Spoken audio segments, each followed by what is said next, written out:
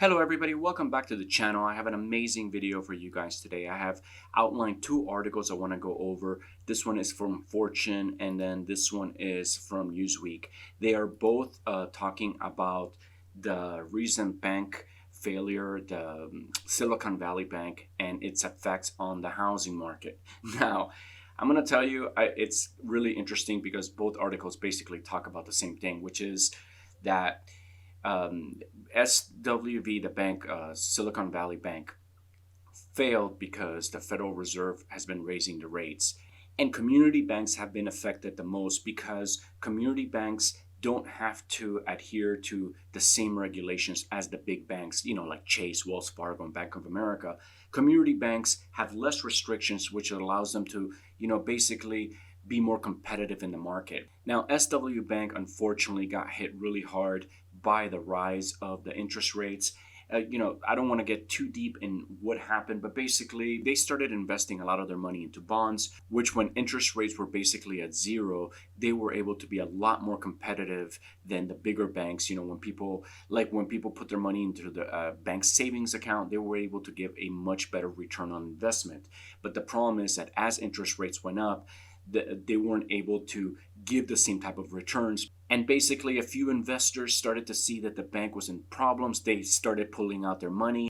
Now, this bank was very invested into startups. A lot of startups used this bank for financing. So when some of the big investors started pulling out their money, they also told their companies or the companies that they know or they represent to pull their money out as well. There was a run on the banks, and basically the bank became insolvent, and basically the bank collapsed. Okay, so how is this going to affect the housing market? Well, very simple is that now the Federal Reserve, Jerome Powell, is freaking out because he does not want this to happen to community banks across the United States.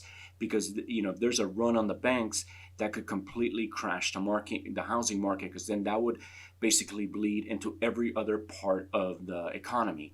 So now the feds are basically saying, hey, okay, enough is enough, right? Like, one thing is sure, like, we need to take care of inflation, we need to raise the rates, but at the same time, if banks start going out of business, that could be the domino effect that could completely bring down the economy. So what does that mean for the housing market? Well, very simple. It means we're probably going to keep inflation's probably going to keep going back up, because now the rates are going to have to pause on their rate hikes, which might give you an extra breathing room if you did want to buy a house now and lock in low rates. This could be a great window for you if you are looking to buy. The issue is that, I don't know, I'm on the fence on this, because if we let inflation just rage on, that could be catastrophic for the economy as well. If we let the banks basically, if more community banks collapse now, that could be catastrophic as well. But at the end of the day, I don't think, and this is why being like in charge of stuff like this sucks, because you got to make really tough decisions.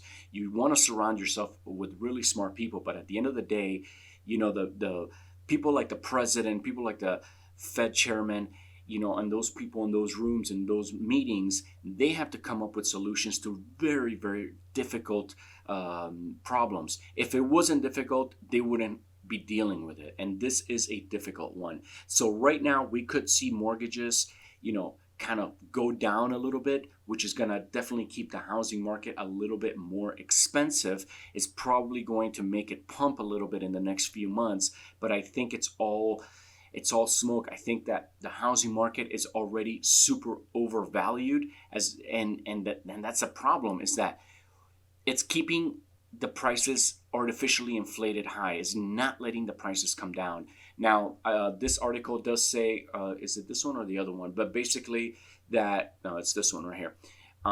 It's talking about how, cities like San Francisco, Seattle, even Boise, for example, are probably going to have more, the prices are going to drop a little bit, and they're not going to drop like crazy, but this could be a little bit of a breathing room for them. Why? Because a lot of the tech jobs are in these cities, And if these cities start, having mass layoffs in this sector, think about all the startups out there that were using SWB Bank as their financing bank, or they were borrowing money from them, or whatever. They had their money in there, and that suddenly is all gone. You could see how it could cause a lot of layoffs in the tech industry, and or just new startups looking to borrow money from this bank, right, to meet these investors. Well, now they're gone, right?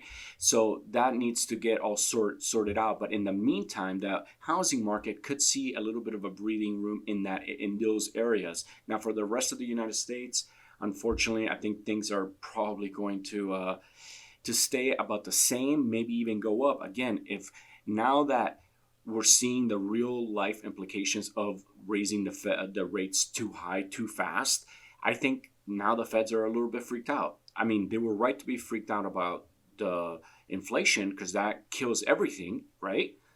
But at the same time, when banks start going out of business because rates are too high, that also creates massive, massive problems. Remember, community banks, like these are small banks, it's really hard for them to compete against Bank of America, Chase, Wells Fargo, the big guys, right? Why? Because when you drive around any city in the United States, you're going to see those banks there, right? It's the smaller banks. It's the Farmers and Merchants. That's a bank that's around my area. Those are not all over, so they have to compete with these bigger banks, and it just makes it a lot harder. So they lowered regulation on those banks so they could be more competitive, and with interest rates hiking, it's putting them on edge, and we might see more bank collapses of community banks in the near future. I don't know. This is all sort of crazy, but again, if you're looking to buy a house and you're trying to lock in low rates, you might have a nice little window here coming up really soon, because I just don't think the Feds are going to want to raise the rates even more. We saw as a result of this, Bitcoin took a huge jump yesterday, which was pretty cool. And, because people are saying, hey, no more Fed rate hikes, woohoo, party's back on, right? So we'll see how it all pans out. Okay, guys, I hope you really enjoyed this video. Thank you guys so much for watching. If you do like my commentary, you like what I have to say, please don't forget to smash that subscribe button and go ahead and like and leave a comment. Thank you guys so much for watching. I love you guys, and I'll see you on the next video.